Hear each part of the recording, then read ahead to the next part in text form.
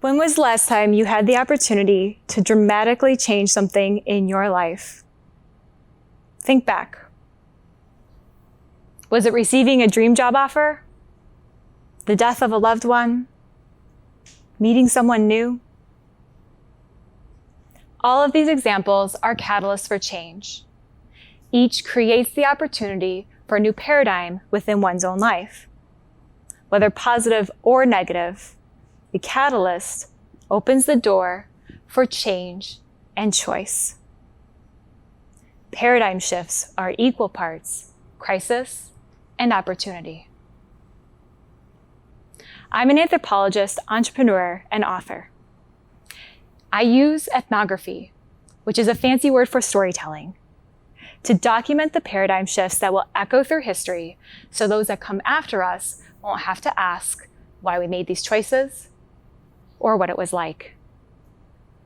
In 2015, I documented the paradigm shift of the high-tech revolution by interviewing those that lived its entirety, people born before 1945. The resulting book shares an understanding of technology rooted in our history. Fast forward to March 2020. I'm living alone in a new city, and there's a pandemic upon us. Like everyone, I'm scared. But I did what any social scientist would do. I studied it. I have since interviewed over 100 people in more than 30 countries and continue interviewing people every week. Throughout these interviews, I am documenting a paradigm shift happening in real time, one taking place over the course of months instead of decades. At the beginning of the pandemic, people banded together in support of one another. There are messages of hope, encouragement, and acceptance for what must be done. But after a time, the months of isolation and fear wore on people, and they began to yearn for what they knew as normal. Saswat is a businessman who lives in Malaysia normally, but was stuck in India during quarantine. He said during his interview, "People were in panic mode. It was a very confusing situation where people don't know how to react. There was no clear indication as to what to do, and it was a huge state of confusion." I'm sure many of you can relate to the uncertainty and upheaval that Saswat conveyed. After a time, regulations relaxed, but the world was no longer the same. Though it may soothe to believe we can go back to normal, living through such a pivotal event makes that impossible, as every individual, sector, and system has been affected. Every generation lives through at least one seminal event, and each such event requires from us the same payment: to support those most affected by the experience, and to learn the lessons of the event for the sake of future generations. Ours is the task to galvanize the lessons that we learned while we collectively pause to save lives and stop the spread of our invisible enemy, COVID-19. And in doing so, a new paradigm emerges. But what exactly is a paradigm shift anyway? In essence, everything changes at once.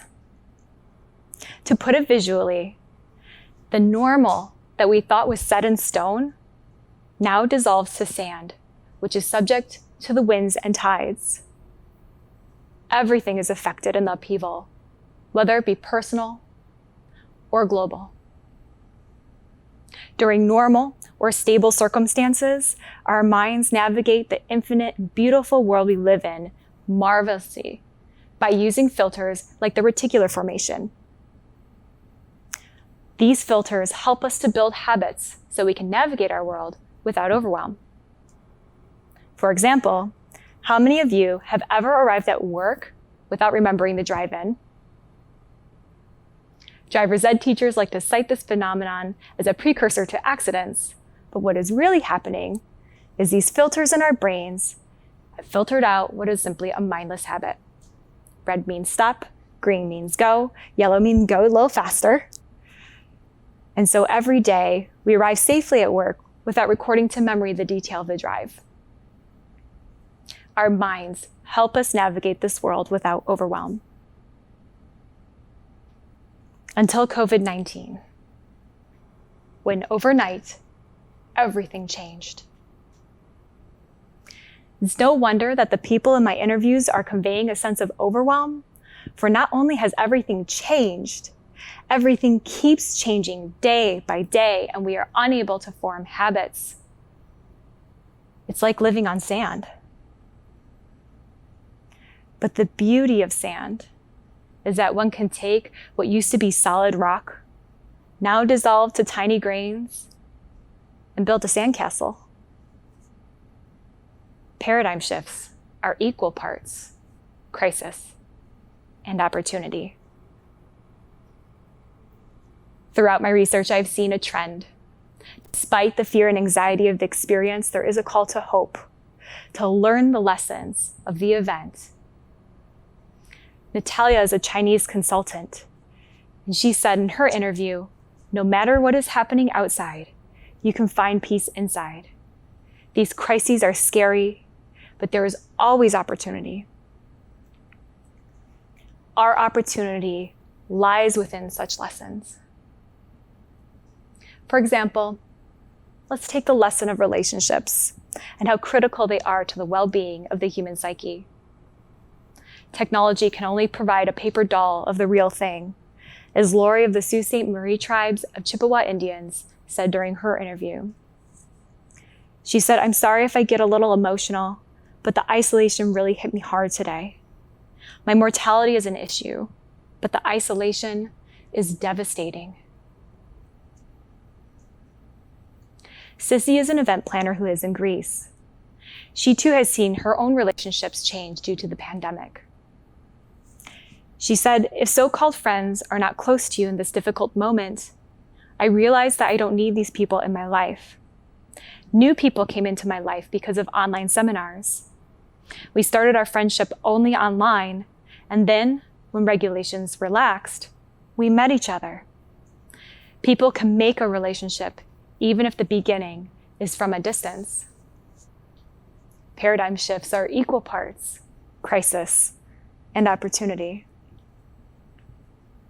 Indeed, the way we think of each other is changing, not only because we can't see each other in person, but because some of the limitations we now experience are limitations that many always experience, whether or not in a pandemic. Pumla is an innovation specialist living in South Africa. She asks those who will read her words in the future to remember the lesson of compassion. She said, in history, time has shown over and over that a problem won't get fixed until it is faced by those who are privileged. She went on to underscore that while it may seem like a good idea to take education online in a pandemic, that not everyone has the necessary access. What happens to the education of the children of the bush of Africa who don't have reliable internet access? Equally, what happens to the education of the children of rural America who also don't have reliable internet access? Like Landon, a student in rural Texas, who said, I used to laugh when my grandma would say, back in the day, we had a party line, and if you wanted to use the phone, everyone on the street would have to get off. And I would think, wow, that's so antiquated. But I literally have to get off the Wi-Fi for someone else to use it.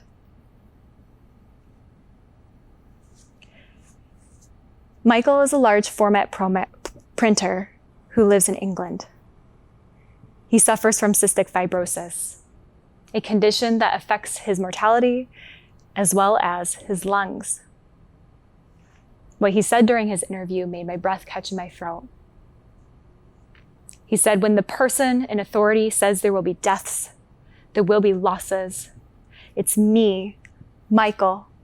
I am the expected casualty. I have a serious disorder that puts me at risk of death. So the whole go back to normal, die for the Tao. Imagine hearing that at 32 years old. It dehumanizes you. Perhaps the able-bodied population experiencing these limitations for the first time will develop compassion for those who experience them under normal circumstances, and as a result, provide more support in the future. Paradigm shifts are equal parts crisis and opportunity. Now let's take a look at the lesson of control, or our utter lack of it. We all had such plans for this year, but we had to let them go to keep ourselves and others safe.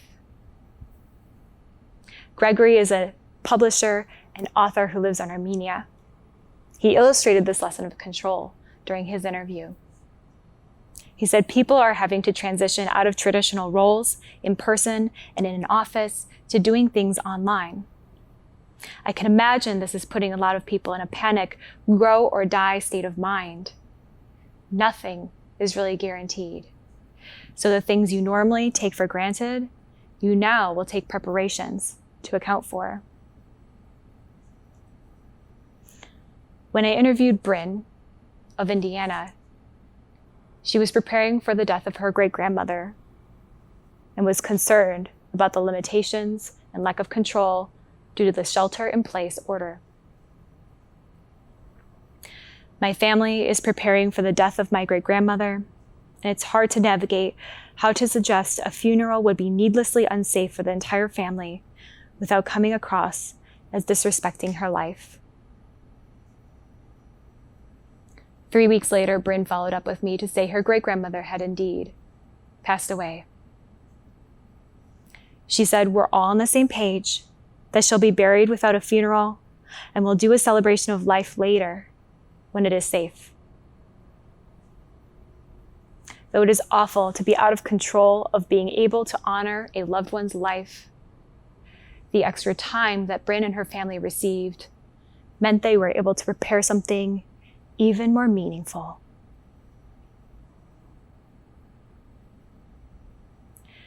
Nikki is a lawyer who lives in Greece. At the beginning of her interview, she was reeling from the lack of control that she had suddenly within her household. She said, "Suddenly, we found ourselves in this new situation where you're surrounded by everyone in the family and have to find a way for work, to look after your family's education, to look after your family's medical needs, be the carer, the breadwinner, and the housekeeper, and everything that comes with it." It was a very demanding environment. A few moments later, Nikki was reflecting on this lesson of control and realized that lack of control in one area of her life had given birth to more control in another. She said, "I feel that during the pandemic, I got to stay at home a lot, and I got to see my children a lot more. And in a way, I got to feel a lot more in control of my home. I've been wanting to order photo albums online for years, and I finally got the chance to do it. I filled a whole diary of stories and lines my children shared with us throughout the day, and it's stories I would have otherwise missed. In a way, it brought us all closer together." Paradigm shifts are equal parts crisis and opportunity.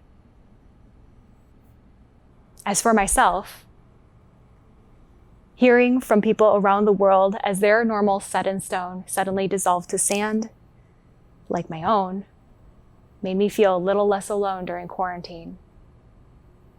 I heard my own fears, concerns, and revelations reflected by people whose lives are very different than my own. We are more together than separate. And this has engendered in me an unshakable hope. We are living history, and it is a time to be remembered and honored. We cannot go back to normal, nor do we need to. It is up to each of us to choose how we will reshape our lives, and in doing so, create a new paradigm, both for ourselves and the world. What will you choose? Thank you.